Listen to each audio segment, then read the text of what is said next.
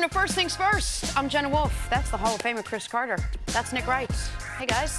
Good night, Jenna. How are you? I'm good. We got to all hang out together last night. It was fun. Not watching sports. I like socializing with you we haven't guys. done outside of work in quite some time. Hang out when there was not a sporting event involved. Instead, there was a wet carpet. Fox up front's involved. CC was very popular amongst the celebrity crowd, which is good to see. It was a good night. Yeah, it was fun. Good night. It was absolutely great game last night. Great game. A lot of fun last night. We had a good time. I actually was able to streamline right into the game from being social with you guys. So I got to do the best of everything. Watch sports and hang out and tell fun jokes with you, Nick. It was Jenna's off-air humor, if you can believe this, almost as good as her on-air humor.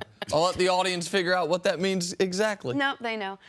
Just like that, the Houston Rockets' home court advantage went poof. Just like that.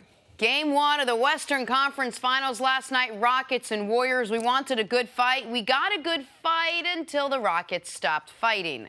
James Harden was awesome on offense, scoring 41 points, but the Warriors were more awesome on offense. They beat the Rockets 119 to 106. So Kevin Durant was the difference in this game, 37 points and what felt like 200 mid-range buckets. How good was KD? Here's his head coach, Steve Kerr. Kevin is the ultimate luxury because a play can break down and you just throw him the ball and he can get you a bucket as well as anybody on earth. So Kevin, you know, this is why this is why anybody would want him on their team. But you think about a couple of years ago and we're in the finals and we couldn't quite get over the hump. You know, Kevin's a guy who puts you over the hump and I don't know what you do to guard him. He can get any shot he wants. I mean, I don't know if we're at our peak. I think we could be better. I mean, the stakes are high. I mean, we playing the Western Conference Finals against the best team in the league, #1 seed, and MVP on their team. So, I mean, I think everybody just wants to enjoy this time hooping. Not a lot of people get this opportunity, so we want to take advantage of it. You can tell everybody is just very excited to be here. So I think everyone thought this was going to go one of two ways. Either the Warriors were going to be the Warriors that we knew they could be and just absolutely dominate, or the Rockets were just going to come out, take advantage of being at home, and do the same thing. And it turned out it was the Warriors. Cece, how do you think they were able to just absolutely own the Rockets last night? Well, it was a very entertaining game. I wouldn't go as far as to say that they owned the Rockets last night, but this was what Golden State can do. They come at you in waves. You could see even when Houston scored, you didn't have time to celebrate, because Golden State pushes it back down to the other end, and they will take a shot within the first 5 seconds on the shot clock. But what I thought was the difference in the game was Golden State's ability to be an elite defensive team. We never give them credit because they have all the names, they have all the shooters, all the scorers, they have Draymond as a personality, Steve Kerr as a coach, which we never give any type of credit to. But defensively, to me, they're the best defense in the league. And the reason why is because not only because the threat they put on you offensively, but they can, because of their overall length, they can shut you down. We saw within the first 18 minutes of the game, 3 times Houston shot clock violations, and many other times where they were pressed against the clock to try to get a good shot. To your point there, CC, 19 times the Rockets got their shot off in the final 5 seconds of the shot clock. I know you had brought up before the show about the shot clock violations, so I dug into it a little more. Yes. 3 actual violations, another 19 possessions where you're up against the shot clock. Right, so we talk about a Houston offense, one of the most efficient in NBA history, now rushing to try to run their offense. I thought they became too one-dimensional with the high pick and roll, with letting Harden being the dominant ball handler. I thought they were easier to defend compared to moving the ball, which we had seen them do since they had added Chris Paul to the lineup. But ultimately, Kevin Durant picked up right where he was last year at the NBA Finals, where he was the MVP. He let people know the reason why. And he talked about it in his interview afterward. Kevin Durant is not about the drama. He's about hooping. And this Golden State team, for the first time going on the road to start a series, you could see that their focus was there. But there is no answer for Kevin Durant in the NBA. Like the coach said, Steve Kerr, he said, as far as offensive player, you want a guy who can get you a bucket better than anyone on the planet, it's Kevin Durant. And that's what we saw last night, and that's the reason, the difference between Golden State and the Houston Rockets. And when Kevin Durant is only asked to get you buckets, I don't know what you're supposed to do. Through 3 quarters, Kevin Durant had this stat line: 30 points, 1 rebound, 0 assists. KD was very good defensively. He was part of the entire Warrior crew. Yeah, and the reason why he didn't get a lot of rebounds was because he was playing on the perimeter, and there wasn't a lot of long rebounds, compared to what he normally gets, 7 to 9 rebounds a game. Right, but the Warriors have the ultimate luxury, which is they can ask one of the all-time great shot makers in NBA history, a guy who we talked about the interview we did with Bill Simmons, where he said, he talked about him versus LeBron. He said, LeBron spends a lot of time working on his body. I spend time working on my game. I want to be able to make every shot on the court. And if you look at his shot chart last night, that's what he did. Every quadrant of the court he scored from. Close middle, medium middle, far middle. Everywhere on the court he scored from. And when you have talent around him that denies your ability to send a double team at him, you just have to hope he misses. Like, there is no answer for it. If you could double him, you could still get the shot over the double team, but at least you would have a better chance. You can't double anyone on Golden State. And so when you add to that, Trevor Ariza, who was the defender who had the most success on him, got in early foul trouble, and then Andre Iguodala did something brilliant when they left Ariza in with 4. The next time down the court, went right at him, so Ariza picked up his 5th. Then all of a sudden, the Rockets are just hoping KD misses. And then you add to that Cece's point, which is not only this great team defense, but the guy that I believe over the last 4 years has been the single best defender in the NBA, Draymond Green, who was not worried about anything but defense. You have a team that steals home court advantage from a great basketball team, and a team that drastically changes how anyone who picked the Rockets, myself included, feels about this series. Talking about Kevin Durant, he's a 7-footer who has the ball handling skills of a point guard and the mid-range jumper, which you saw a million of last night, of a shooting guard, and then goes out in the press conference and says, oh, we haven't reached our peak yet. We still have so much more to do. Did you feel that way watching this game last night? Did you feel that there was another level that they could take this game to last night? I mean, that's just a common answer. I mean, because the game was highly contested. They weren't lights out. Steph didn't play great. I mean, if you look at it, one of the reasons why Houston couldn't win was they couldn't force the ball out of the big three's hand. They took 75% of the shots. Clay, KD, and Steph, 75% of the shots. If you give the Warriors, those three, 75% of the Warriors shots, they're going to beat you. Unless they just have a complete, totally off night. That's the most big three have taken in any game all year, to Cece's point. That's the highest percentage of any shots the big three have taken for the Warriors in a single game all year. Yeah, so if you don't do that, if you don't find another way for the other to force the ball in the other player's hands, it's going to be difficult. But you can't forget, this is a Warriors team that has been amazing in the 4. This is the last year in a 4-year stretch that they have been amazing. This didn't start last night, but their focus going on the road against a 65-win team, you could see why they've won these championships. Draymond, Iggy, they bring in the center to start the game. Mooney was a huge substitution, bringing him in. So in the pick and roll, he's far more athletic, something you had talked about yesterday, utilizing him. It was an exciting game to watch because this is the best the NBA has to offer. And to me, this is the NBA Finals. Well, and this is right now this Warriors team, if they continue this going after what they did last year, a team that is now 25-3 in the playoffs since they added Kevin Durant. You're going to talk about them not just as the best the NBA has to offer this year, but ever. This is a Warriors team that has never lost. The Warriors 2.0, the Warriors with Kevin Durant, they have never lost a game 1 in a playoff series. They have never lost a game 2 in a playoff series. They have never been forced to more than 5 games in a playoff series. This was a critical opportunity for Houston.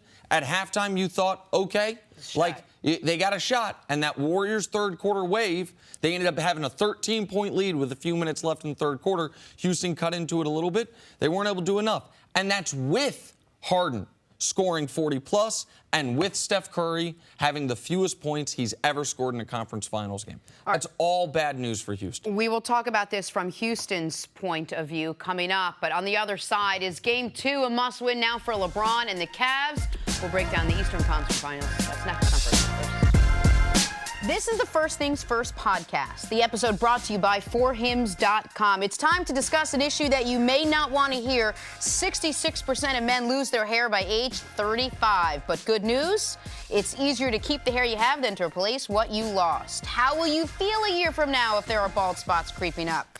Well, here are your options. Do you want a bald spot to pop up or your hairline to recede, or do you want to do something about it first? This is where forhims.com comes in. It is a one-stop shop for hair loss, skincare, and an overall helpful product for men. That's right, thanks to science, baldness can be optional. Hims connects you with real doctors and medical-grade solutions to treat hair loss. There are no waiting rooms or weird doctor visits down a back alley. Just go to forhims.com and take action today. It is so easy. Products will be brought right to your door. Here's how to do it. Order now. Listeners get a trial month of Hims for just $5 today, right now, while supplies last. See website for full details. This would cost hundreds if you went to the doctor or a pharmacy. Go to forhims.com/first. That's forhims, forhims.com/first, forhims.com/first. As far as the Cavs are concerned, second verse better not be same as the first. Game 1 of the Eastern Conference Finals did not go according to plan for LeBron. Scored just 15 points, turned the ball over 7 times, and had 0 answers for the Boston Celtics. But teammate Tristan Thompson isn't doubting the King will show up tonight. I mean, usually when LeBron has these kind of games, the next game he does something legendary. But at the same time, you know, we can't rely on that. We got our job to do as other players. We got to be able to help him and be effective. The more effective we are, the more it opens up for him. And, you know, Boston does do a good job, you know, clogging the paint. So if our shooters got to make shots, if our bigs got to get offensive rebounds and finish around the rim to open stuff up, that's what we got to do. All right, CC, do you agree with Tristan Thompson there? What do you expect from LeBron and the Cavs in Game 2 tonight? I wouldn't like to rely on that.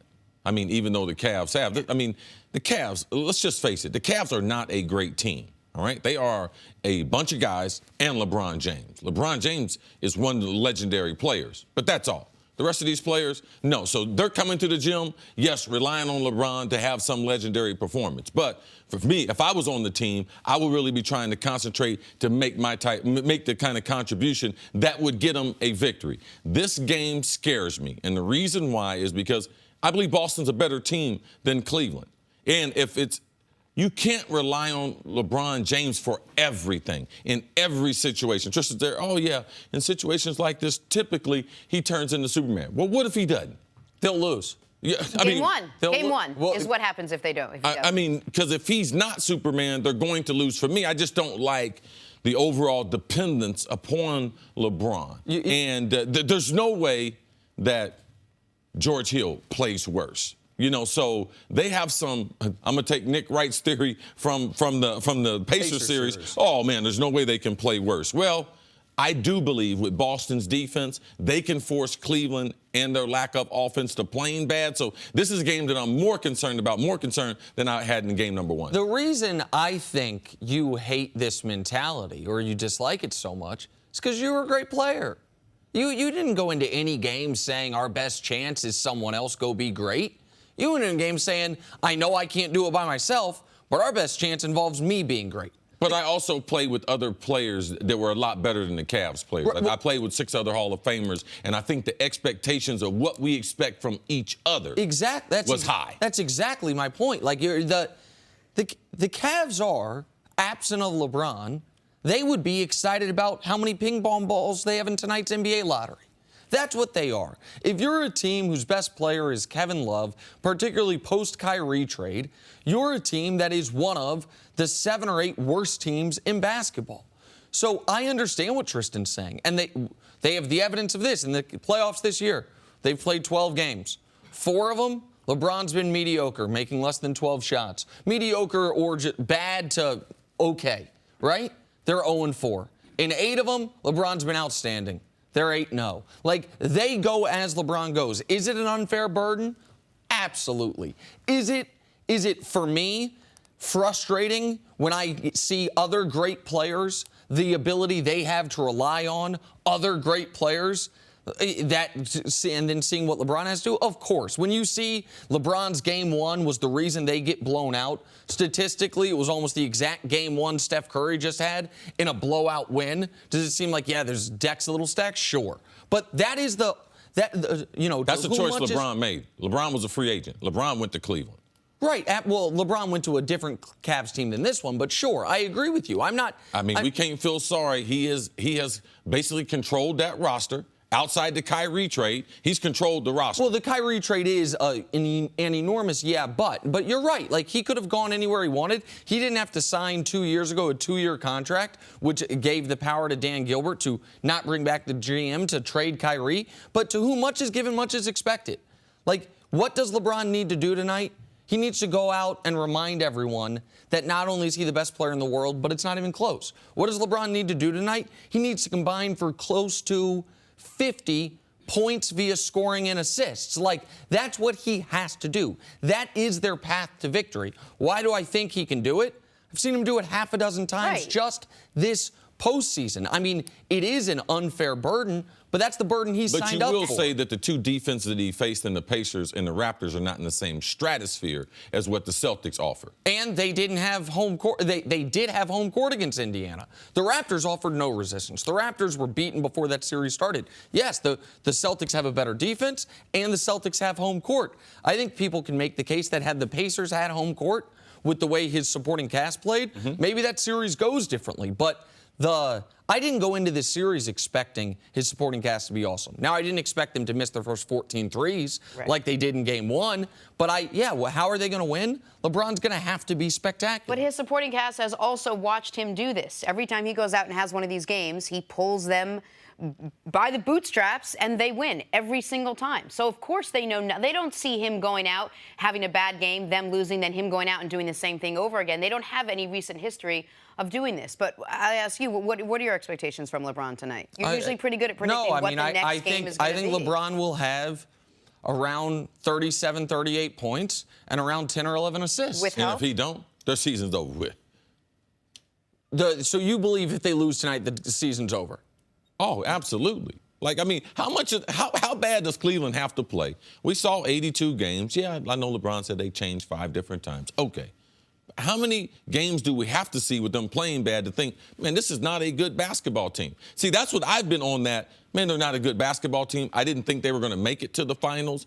You can only, in these intense environments, you can only play so many minutes of bad basketball. And to me, the Cavs, they're just not a good team. They don't have people that are athletic, can go off the dribble. As far as shot makers, who do they have besides LeBron James? Kevin Love, wow, is he really a number 2? And if he is your number 2, how good can your team be? They're undersized. They're under-athletic. I mean, they don't have a deep rotation. Not very good defensively. In this particular series, they have a distinct disadvantage in my eyes on the coaching, on the bench. But here's the thing. This has been a point of contention with us all year, but we actually agree on it. I agree with you the Cavs are not a great team. All year long, I've never once said I think they can win the championship. But all year long, I have said this.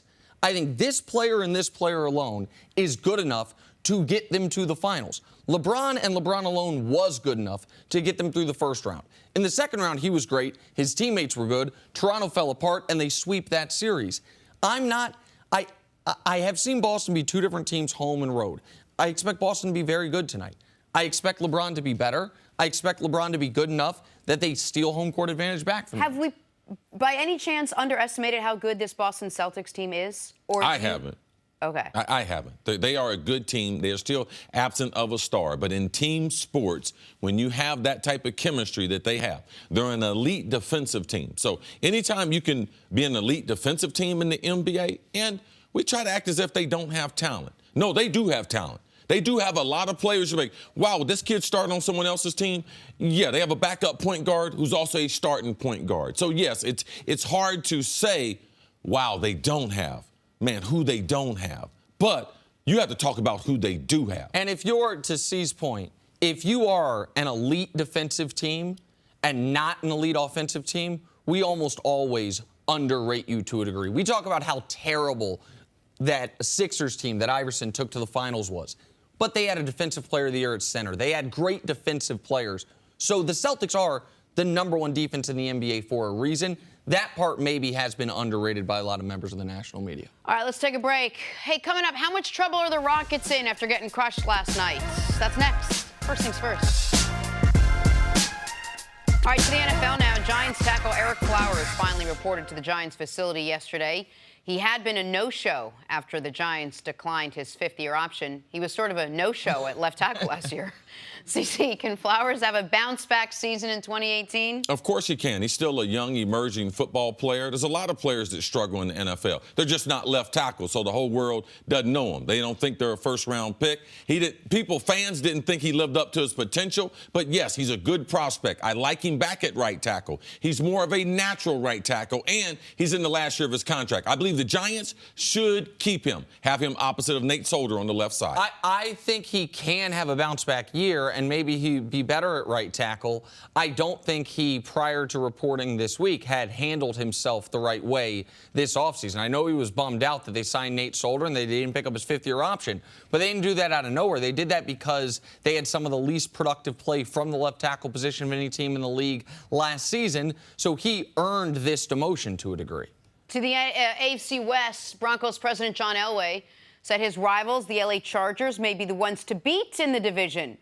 Los Angeles won 6 out of their final 7 games last year to close out the 2017 season. CC, you agree with John Elway? I don't know if I agree with Elway. The AFC West is stacked, though. The teams are very, very talented. You got question mark in the quarterback in Kansas City. Yes, San Diego is there. How good can their offense be? Mike Williams, the young receiver, we saw him last year, a little bit of time. Him opposite of Keenan Allen, Gordon in the backfield running the football. They have explosive players, but how good can they be? Can they be a top 10 offense? If they can, because their defense will definitely be top 10, they can be scary. I don't think the AFC West is the best division in football, but I think it might be the most competitive. Like, there's the Chargers, Raiders, Broncos with the addition of Jenna's guy, Case Keenum, and the Chiefs. None of those teams would surprise me if they won 10 or 11 games. Like, I think that's going to be a jam-packed division. I think it's very difficult to pick a clear-cut favorite in that division, more so than any division in football. Finally, the Supreme Court struck down a law that limited sports betting to the state of Nevada. The ruling is expected to lead to legal expanded sports betting throughout the country.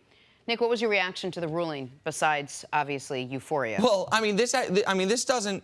People that gamble right now, this doesn't affect them very much. And I would imagine that people that gamble right now, if I'm being totally honest, are going to continue to gamble in the ways they do, if for no other reason than your local bookie tends not to report it to the government for tax purposes. So if you go to the more established, legal establishment, you're going to have to report your winnings if there are winnings. Like, that's just the reality of it. People aren't right now reporting gambling winnings because you're not allowed to be gambling unless you're doing it in Las Vegas. What I do think, though, is for people that don't gamble, or for people that have been afraid to, how do I do it? Will the online sportsbook give me my money? Is the bookie going to beat me up? Will I get arrested? Right. For those people, they're going to find, if and when it becomes legalized state by state, that it's easy, that it can be fun, and that can be a way to give you a little enhanced reason to pay attention to blowouts or to follow teams outside of your hometown team. The Supreme Court justices, they did not do any justice to American citizens. Because doing 15 hours of sports a week, as much as I've been around sports, as much as I think I know about sports, how hard it is to bet. So let me tell you something. A lot of people lost a lot of money on that ruling yesterday because that gambling, I don't know a whole bunch of winners. Now, I know people who say they win at gambling, but I don't know a whole bunch of winners. And I know the National Football League is impossible to pick. So they didn't do, as U.S. citizens, they didn't do us a favor yesterday. Well, I want to make this clear because I'm probably the resident gambler on this show. No one should look at this as a way to make extra money. No one should look at this as a way that my side job is going to be betting games. You should look at this the way that you would look at spending money on going to the movies or an amusement park or something like that, that you are paying for entertainment. Sometimes you will get a return on that investment. Sometimes you won't. Cece's absolutely right. It is almost impossible to be a long-term winner, particularly in the NFL. But if it's legal and you have the ability, if it gets really standardized, to walk into a game And as you're walking into the game, as you can do in Ireland and in England and a lot of places, bet on your team or do what the casinos love when you do, which is I'm going to put $10 down on these 6 teams to win to see if I can win $500. Like, that's fun. Like, as long as it's consenting adults and people know what they're doing, I think the Supreme Court did the right thing. It was always absurd that you could do something in Nevada and no other state was allowed to let you do it if they wanted to. All right, speaking of betting, most people bet on the Warriors last night, so let's get back to the Rockets, who fell to Golden State 119-106 in Game 1. Rockets came out strong, and they finished weak. That is literally the worst recipe ever for a basketball game. Despite 41 points out of James Harden, 23 points out of Chris Paul, it just wasn't enough. Houston now loses the home court advantage they worked 7 months for. Chris Carter, how concerned should the Rockets be that Harden's 41 just weren't enough? I mean, how much more could he do? I would be concerned because I didn't like the style. I didn't like him being isolated, being ball dominant. I thought when they moved the ball during the season, that's what made them special. There were times during games where they would do what they did last night. Now, Golden State, I believe that's not a way they can defeat them because the matchups they have, they're so athletic and they're so good defensively. So, yes, he had 41, but what did the rest of the players have? You know, and I believe that Golden State, they didn't allow him. He had to work for that. And I believe that it offensively, physically, it's exhausting for Harden. I believe it will play a toll. Not only it played a toll in the second half of the game where he was not as effective on offense and defense, but as we go throughout the series, if it's a 7-game series, as much as he holds the ball, it will have an effect on Harden. Right now, the Rockets would be thrilled if it were a 7-game series because that means they win a road game. That means that they're able to fight back after a stomach punch in Game 1 because that's what it was. It was an absolute stomach punch. To CeCe's point, if you didn't watch this game closely, but you've watched the Rockets throughout the year and you hear Chris Carter talking, you're probably like, man, that's how they play. They run isolation ball. They lead the NBA in isolation ball. And that's true. But the way they played last night was that on steroids. The Rockets, throughout the year, had 22 isolation plays a game. That led the NBA. Last night, they had 45. The most of any team in any game in at least 5 years. That according to Second Spectrum. You can't beat the Warriors that way. They tried. In the first half, they held them close. But your point about the fatigue and your point about how it stagnates and allows runouts if you turn the ball over is 100% accurate. I know they're the most isolation-heavy team in the league. That's how they got to 65 wins. But they didn't get to 65. They got to 65 wins with the team averaging 22 isolation plays a game, not with James Harden himself having 23 as he did last night. If you take a step back, do the Rockets remind you at all of the Toronto Raptors? I mean, a team that comes in as the top seed, that has more of the momentum, playing against the more popular team coming in that has like the bulk of the superstars, being at home. You know, you think it might be a close match, and then all of a sudden you see one team gets, I don't want to say blown out, but a little bit more of a tougher competition. Well, for one, I'm not going to overreact. There's no, besides them being the #1 seed, Toronto having the second best record, there's no way we can compare the teams. And the fight that Houston gave up. Let's not think that we watched a lopsided game. All right? At halftime, the game was tied. All right? We know, and Nick has pointed out, the most dangerous minutes in basketball is the first 3 to 5 minutes of the third quarter of Golden State. And we saw, I think they scored 63 points in the second half. But this was not a blowout. And Houston is far more talented than Toronto will ever be. So I believe this will be a good series. Golden State is the world champ. All right? Toronto got swept by the Cleveland Cavs. A team coming off an awful series where they didn't have any contribution of other players besides LeBron James outside of game number 7. So let's not lose focus of who Houston is compared to who Toronto really is.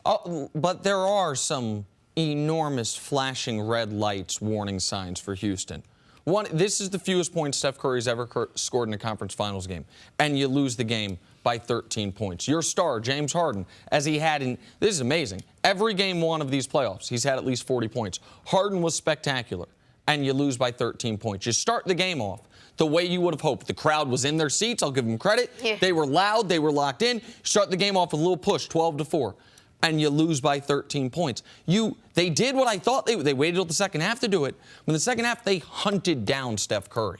They were putting Steph Curry into pick and rolls on every play. He had 5 fouls in the second half, and they lost by 13 points. Listen, I picked the Rockets in 7, right? And I don't believe in changing predictions after one game unless there's a devastating injury, and there wasn't. But you watched it last night, and the Warriors looked like a team that unless something happens, injury-wise, how do you beat them? Like, how do you beat them 4 out of 7? And now they got to beat them 4 out of 6. And now, in my eyes, I don't know how you guys feel. I think they have to win 2 of the next 3, right? Like, they can't fall down 3-1 to this team, right? So they have to. Golden State is not a team you can think beyond the next game. Like, Nick Wright can do that math. Oh, they got to win 2 out of the next 3. They better try to win the first quarter in the next game. And then try to get to halftime with some type of lead and knowing that punch is coming in the third quarter. They can't even think outside of what's going to happen in the next 12 minutes in that first quarter, 12 minutes in that second quarter. And just real quick, KD said something very interesting about that third quarter punch, which is he said we don't play better in the third quarter. It's that other teams come out and give us their best punch, and that we are able to maintain our level while they trail off a little bit. I don't know if that's accurate or not, but it was an interesting window into KD's philosophy. He thinks they come out to start the game the same way they come out in the third quarter. It's that their opposition's level of play is what dips after halftime. Let's talk about the Rockets and their defense. I think we all thought that we would see a little bit more from them. How much did that surprise you last night, CC? It didn't surprise me based on KD. Ain't no defense for him. I mean, a 7-footer shooting jump shots, you can dribble. There ain't nothing they can do about that. KD was the difference in this game. If KD wasn't in this game or he didn't play spectacular, we wouldn't be talking about Houston's defense. Their defense played adequate enough.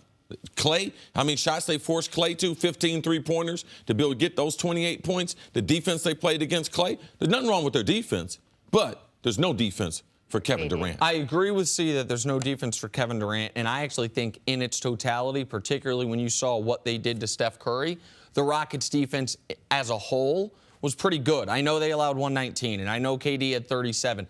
KD's shots were somewhat unguardable.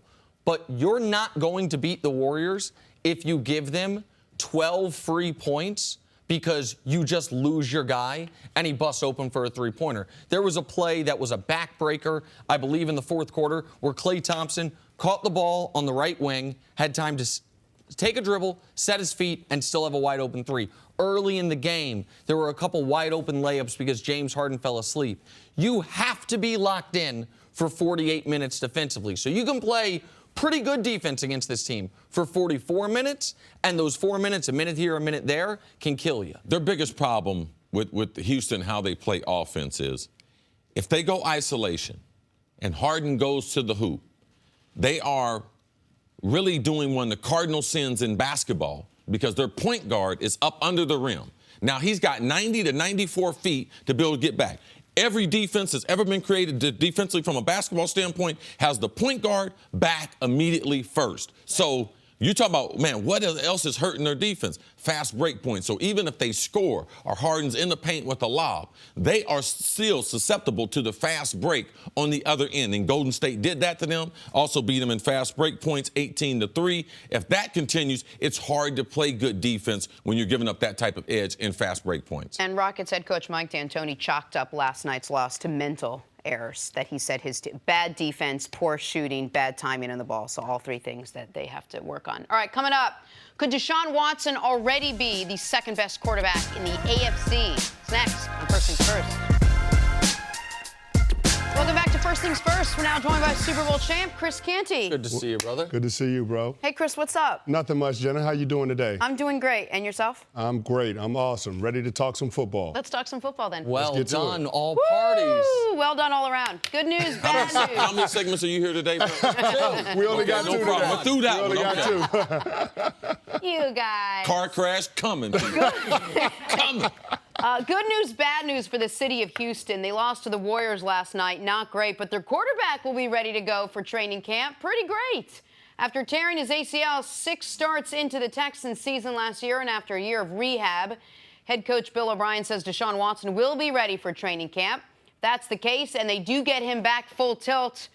Chris Caney, what are reasonable expectations for Deshaun Watson in his return to the Texans? Well, I think it's going to take some time for him to adjust. You know, anytime you have that ACL injury, it's usually a year before you begin to feel like yourself again. So although they say the rehab process is only 9 months to a year, it's still going to take some time for Deshaun Watson to get back to doing some of the things that he's become known for in the course of his 6 starts in the NFL. But when you look at the impact of Deshaun Watson on this franchise, I don't think it's something that you can just quantify into numbers. But if you look at what he did over the course of those 6 starts, he had 1,600 yards passing, 18 touchdowns to 7 interceptions. And, oh, by the way, he had 250 yards rushing and 2 touchdowns to add to that.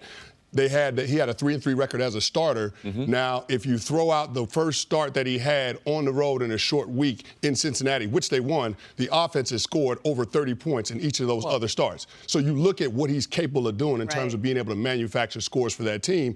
That gives the team an opportunity to win in every single game. And you'll take that from the quarterback position. I know what it's like to go out there with Tony Romo, Drew Bledsoe, and Eli Manning.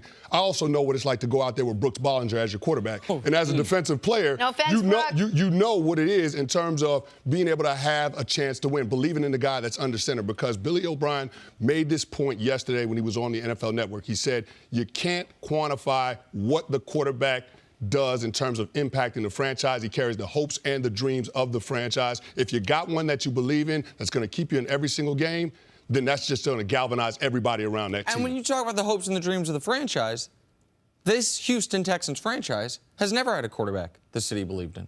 Never. Not. I mean, I guess David Carr before he started playing, right? When he number as an expansion team. They knocked the career out of him. Right. He got sacked 76 times. Right. Never put an offensive line around him. There was half a year where the city, when I was down there, wanted to believe in Matt Schaub, but they didn't Don't talk about my college teammate like that. Listen, but they didn't really believe in Matt Schaub. And you talked about what Deshaun Watson's numbers were as a starter. The most jarring number is points scored by the offense. Deshaun Watson in 6 games as a starter, the Texans averaged 35 points a game. In the other 10 games last year, they averaged 13. Like, so whatever talent he had, those other quarterbacks had. Whatever offensive line issues they were dealing with, he was dealing with. Whatever lack of explosive running back play they had, he had. Yet they were scoring 22 more points per game with him than without him. Like, there's reason the Texans to be optimistic. And if he is ready for training camp and ready for week 1, he will go into the season the best quarterback, in my eyes, this team's ever had. Reasonable expectations are to win the division, try to get the team into the playoffs. Like Chris Canty said, I think it's important to realize he's not a positional player, but he plays quarterback. But every player it takes, not physically, not that he's not out there on the field, but it takes a year and a half mentally. Now, you playing quarterback, what's your biggest risk? All right? It's people around your legs. Quarterbacks don't get comfortable in the pocket. It takes some time. Now, is he going to wear a knee brace? Because he blew out his other knee before in college. He'll probably be wearing a knee brace. So it takes you just more time than fans want to, just because the player's out there. We know as athletes, you're still not comfortable even though you're playing the position. So for me, I don't want to put too much pressure on him. We only saw a small sample size. So let's just be careful. I put the pressure on Bill O'Brien to make sure they have a running game. All right? I'm not going to put the pressure on Deshaun. I believe he's going to be a superstar in this league. I also put the pressure on them defensively.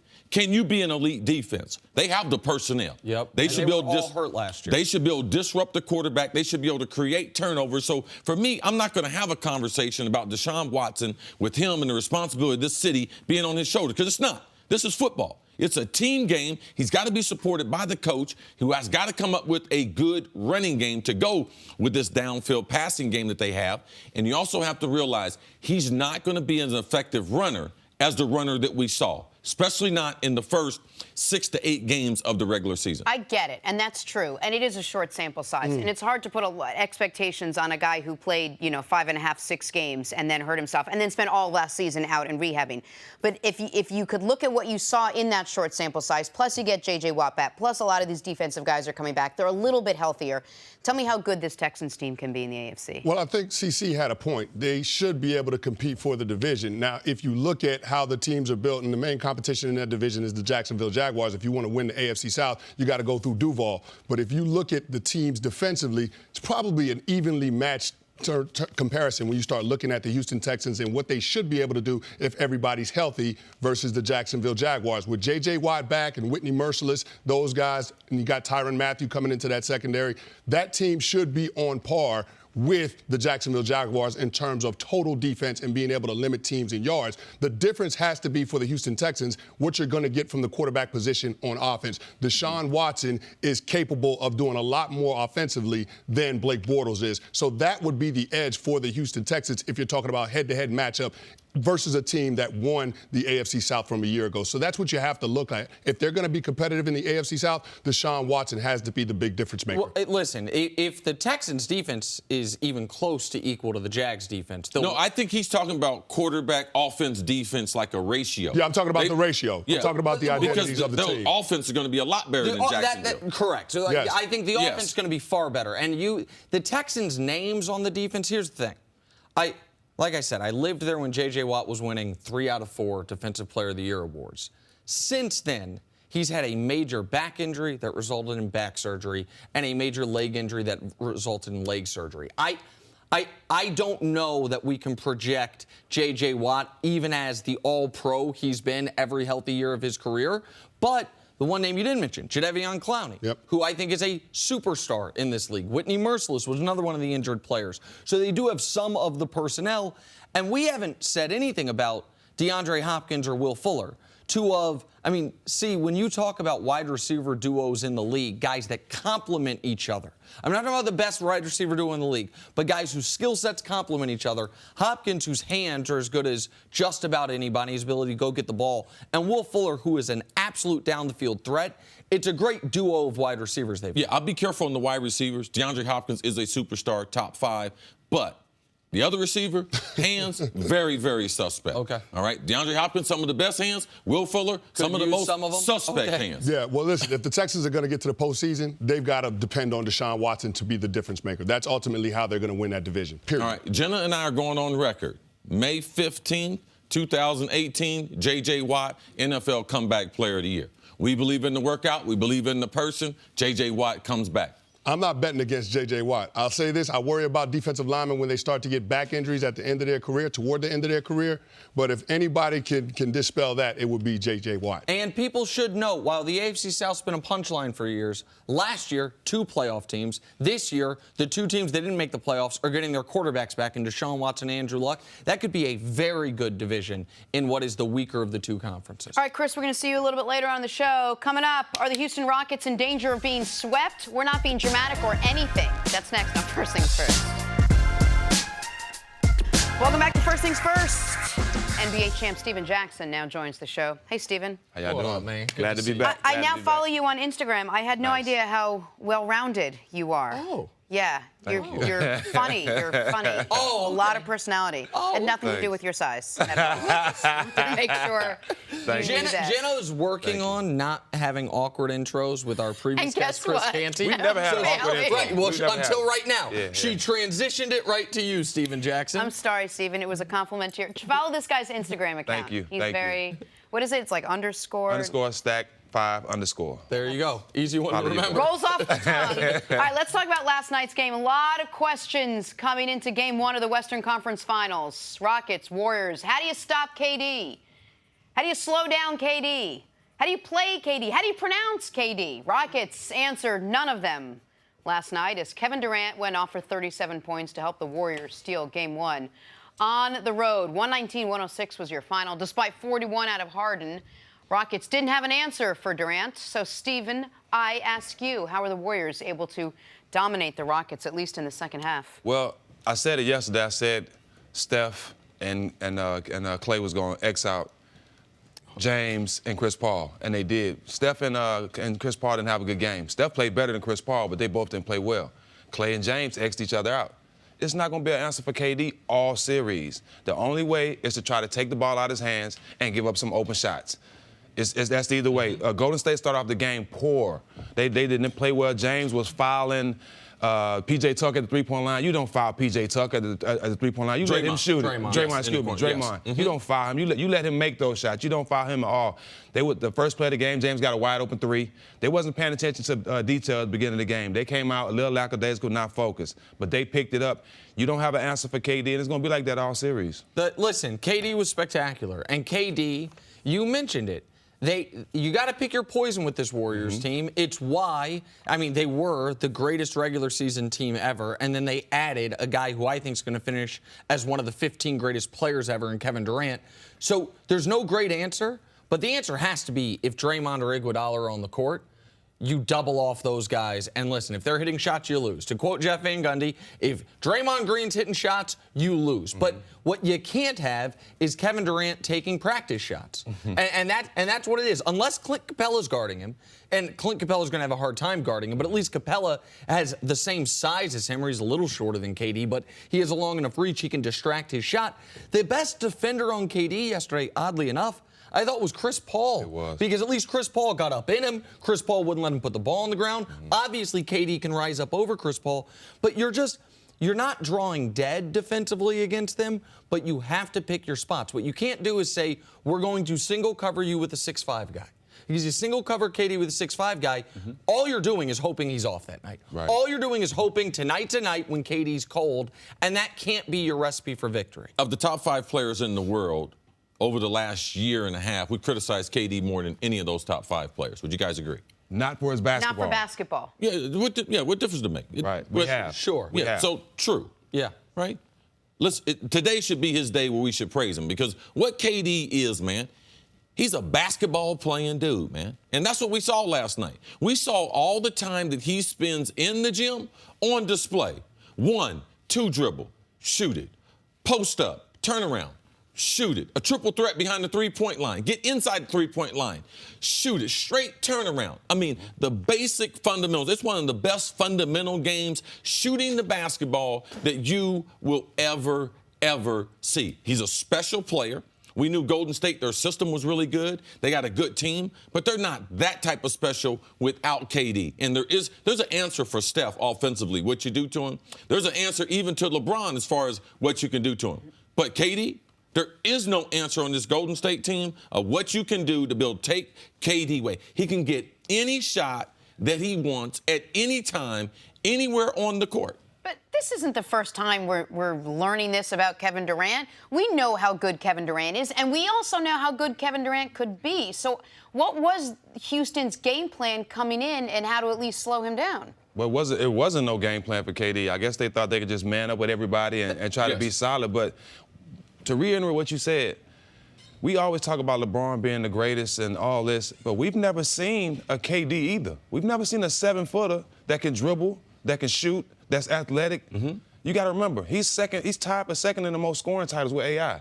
Like, this guy has been scoring since he got in the league. We talk about LeBron enough, but we don't give KD enough credit about his basketball game. And to be fair though, KD was on the track to be talked about like LeBron, and then you guys can say it's unfair. I don't think it is. We don't know how to do the math when he's on Golden State. Like, look at the quote on the screen. Steve Kerr calls Kevin Durant the ultimate luxury. When you are the second best player in the world and your coach says, yeah, it's a luxury. A luxury by definition is something you don't Everybody's need. got the same amount of money. Everyone's got draft picks. Sure. We had free agency. Sure. LeBron's moved a couple times in free agency. Chris, I'm not denying Kevin Durant his agency. And nothing wrong with making a great decision. Nothing wrong with winning either. Agreed. But when Steven says we talk about LeBron doing this and we need to give KD his due, I agree we need to give KD his due.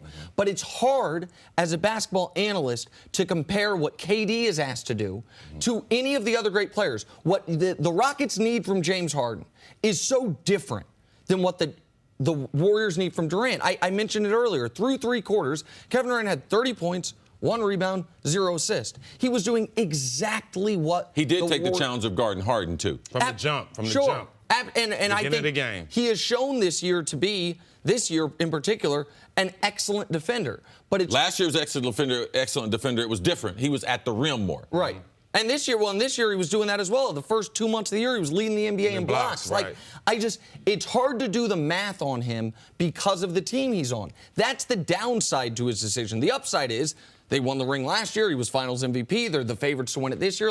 I think that's part of the reason when you say we don't give him his due is what do you do when he joins that team? Well, you got to respect the man that wants to win. Any basketball player that comes into the NBA and that's in it not to win, what are you in the game for? I don't care if you LeBron, KD, Kareem Abdul-Jabbar, anybody. You want to be in a position where you want to be the best. Now, you have guys that come in the game that really don't love the game, that's in the game for its benefits and what the game can do for them. KD loves the game of basketball. And there's also a lot of star players would never embrace going to Golden State and playing with those other potential 3 Hall of Famers. He could have stayed at OKC and padded his stats and won scoring title every year. It's about winning, and that's what I respect about KD. You can't be mad at him going to join a team and win because he's going to finish his career with multiple championships. You don't want to be like Charles Barkley sitting there talking about basketball all day and can't join that championship conversation. And sucks. He's in an era where it was about the super teams. It was about guys teaming up, getting as many superstars as possible. That's the era that he's in. That's exactly what he should do. But LeBron did it before him. Hold on. People keep saying this. And you're did right. But LeBron went to a non-playoff team. He went to a team that he had won a joined title. 2 Hall of Famers. No, hold on a second. Hold on. He brought Chris Bosh with him. I get it. But the team with the Hall of Famer, Dwayne Wade, had just missed the playoffs. They hadn't won 73 games, and D. Wade hadn't won 2 MVPs. He'd won 0 MVPs. LeBron, I understand that LeBron, along with the Big Three in Boston, ushered in the era of the super team. What we had never seen in NBA history was a player of his caliber joining a team that was already a championship team. And I ask you as a competitor, I understand the urge to win. But as a guy, you said yesterday, you thought you were one of the best teammates, if not the best teammate in NBA history. And that was because of the competitor that you were. Right. As a competitor, that's the part of this that has made people question KD. That's the part of this that made people criticize KD more for his off-the-court stuff, is we know how good this team was Let me tell him. you something. If KD decides to go from OKC to Golden State, you better have a hell of a sports resume to criticize him. People out here talking about, oh, it's about competition. Well, what do you really know about competition? Now, the people that have played the game, I can understand. They say, well, I might not have. Michael Jordan said, I might not have done these things. Barkley, I might not have. Yeah, but KD, he made himself better. He saw his weaknesses in his game. He knows his own personality. He actually pushed himself. It's a push to go to a great team and play with great players. It's harder to play with great players than it is with sorry players. But it's harder to go to a team with great players. It's harder. And show up and beat the best player. It's harder because there's more compromise, Nick. Yeah. So right now, hold on, let's use... There's a lot of guys that enter their individual stats and everything, which you stated about OKC. He could have stayed there and just padded those things. But let's use the team that I know you think has a bunch of sorry players. Who has, and the guy that you brought up, who has the harder job right now? Kevin Durant or LeBron James? Whose check they picking up, Nick? No, hold on, but I'm asking. LeBron James picks up his own check. Chris, he's responsible for what's going on. Their job is the same. You're the one that just brought up the example. You said it's harder to play with great players than with sorry players. So I'm just asking, do you think Kevin Durant's job is harder than LeBron's? No, but no one's comparing them today. I don't think it's harder. I think it's both the same. They're both trying to. Their job is to win and win games. That's their job. It's nothing else. It's not.